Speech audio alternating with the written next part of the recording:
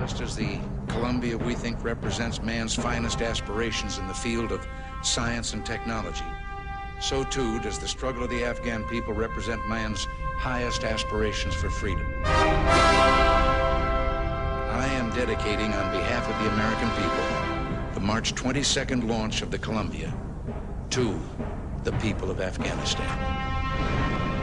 Since 1979, I have to interrupt right here and tell you that in one of my visits, I won't name him, I don't want to embarrass him, but one of the heads of state that I met with on this visit, he gave me one while I was on the way. He told me the story about the two fellows in the Soviet Union who were walking down the street, and the one of them says, "Have we really achieved full communism? Is this it? Is this now full communism?" And the other one said, "Oh, hell no, things are going to get a lot worse."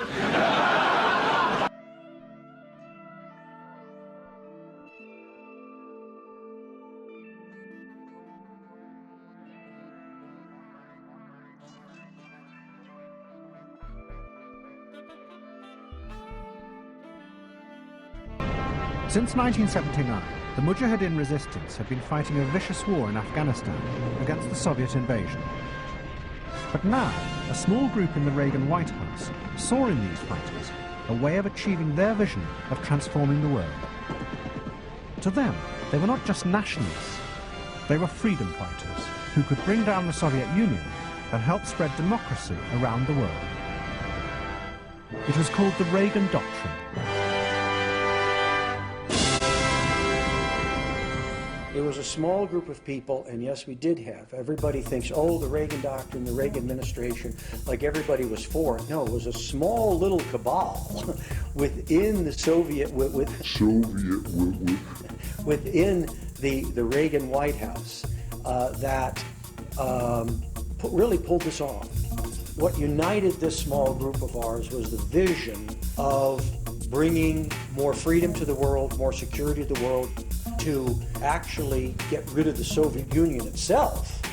As a result, supporting the freedom fighters became the premier cause for the entire conservative movement during the Reagan years.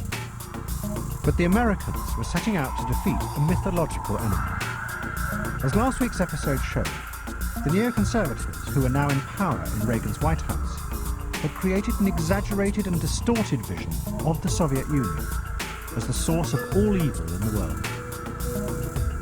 One of their main influences were the theories of the philosopher Leo Strauss. He believed that liberal societies needed simple, powerful myths to inspire and unite the people. And in the 1970s, the neoconservatives had done just this.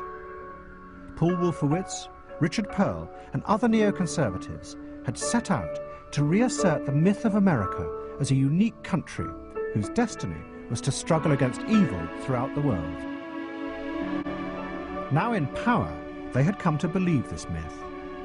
They saw themselves as revolutionaries who were going to transform the world, starting with the defeat of the evil empire. We're closer to being revolutionaries.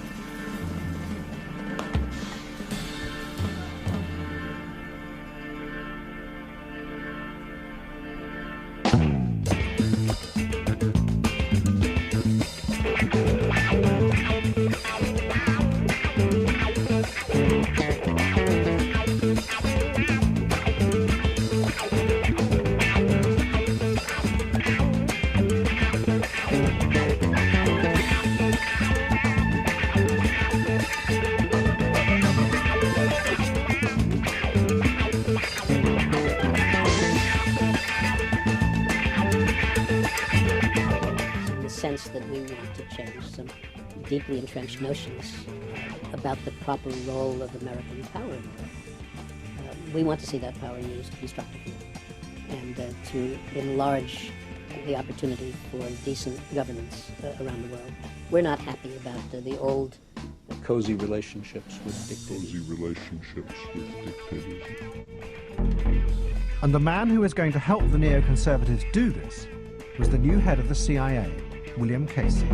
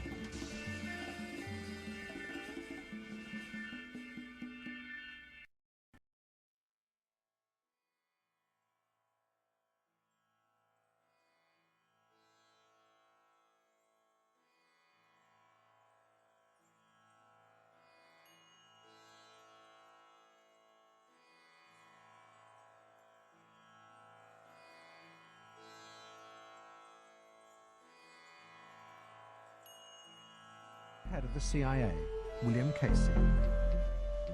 He was convinced that Afghanistan was one of the keys to this aggressive new policy. America was already sending limited amounts of aid to the Mujahideen.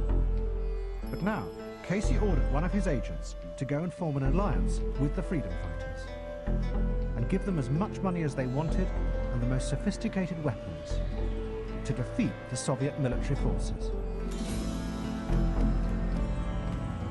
For Casey, Afghanistan seemed to be possibly one of the things. And so he tapped me one day to go. He says, I want you to go out to Afghanistan. I want you to go next month. And I will give you whatever you need to win. And he said, I want you to go there and win. As opposed to let's go there and bleed these guys. Make it be a Vietnam. I want you to go there and win whatever you need you can have. He gave me the Stinger missiles and $1 billion.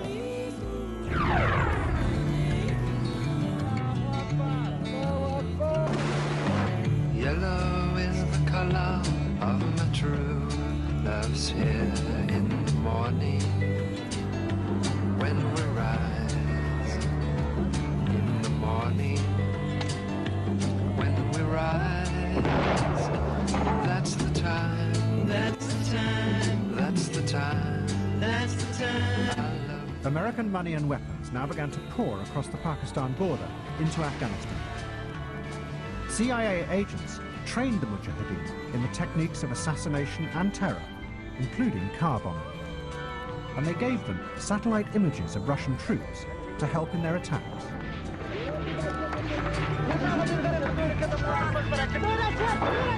At the very same time, another group began to arrive in Afghanistan to fight alongside the Mujahideen. They were Arabs from across the Middle East who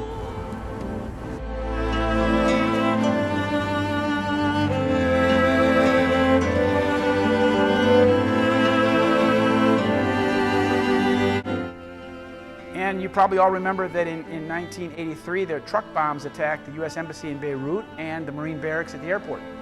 And in the attack on the Marine barracks, 241 U.S. Marines were killed. And they were killed by a truck bomb that the Israelis, the Mossad, knew all about.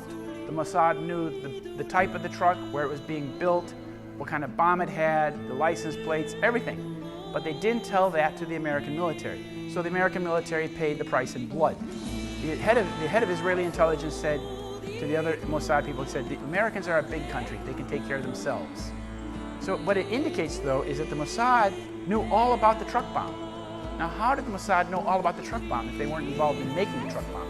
And those details can be gleaned from the book by the former Mossad operative agent. His name is Victor Ostrovsky. He's a Canadian. He was a Mossad agent, and he after his term over there with the Mossad and everything, he came back to Canada and the United States, and I think he lives in Arizona now, and he wrote some books called By Way of Deception and Beyond Deception. And he also wrote a fictional book called The Lion of Judah. And he writes about exactly how the Mossad does these things, and this information is all coming from him. Well, when the Israelis created this doctrine of the war on terror, they needed, obviously, an enemy. You have to have an enemy. So they had to create an enemy, because the enemy wasn't there, so they had to create one.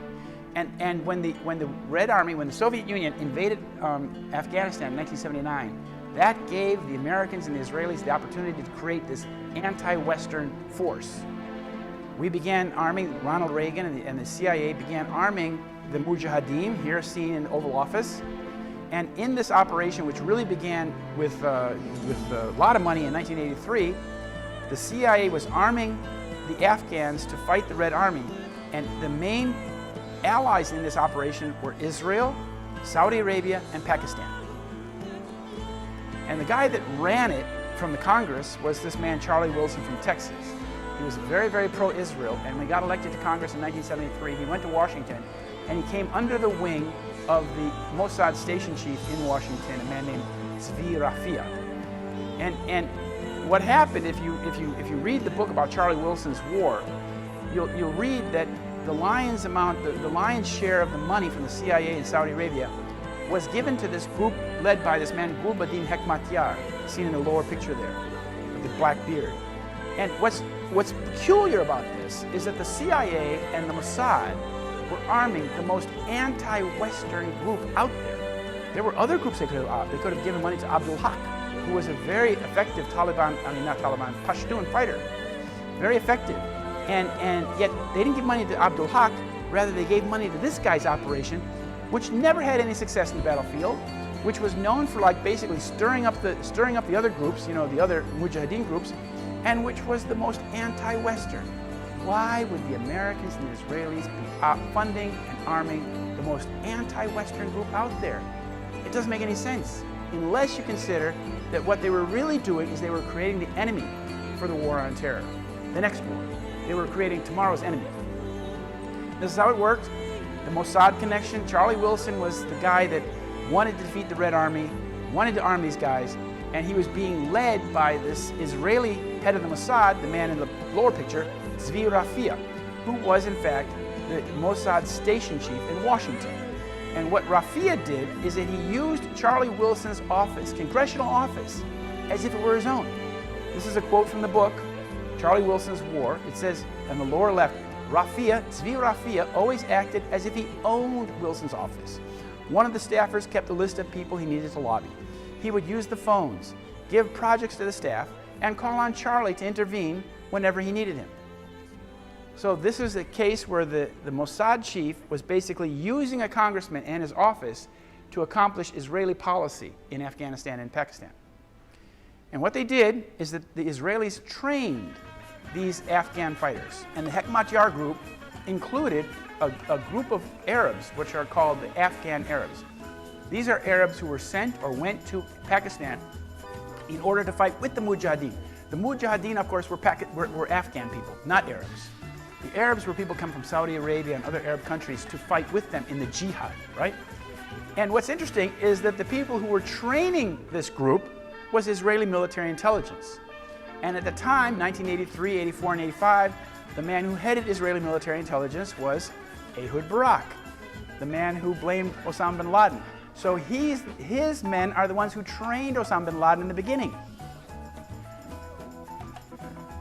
Okay, now 1983, Ehud Barak, this is Ehud Barak as military intelligence chief. He's shaking hands with Ariel Sharon when Ariel Sharon was found guilty of personal responsibility in the massacre of Sabra and Shatila. He had to leave office, he had to give up his defense portfolio, and the Kahan Commission in Israel said that because he was personally responsible for the massacres in Sabra and Shatila, that he should never hold office in Israel again. How many years later? Less than 20 years later, he was elected prime minister of the country. Ariel Sharon became prime minister a few weeks after George Bush finally became president of this country in the winter of 2000.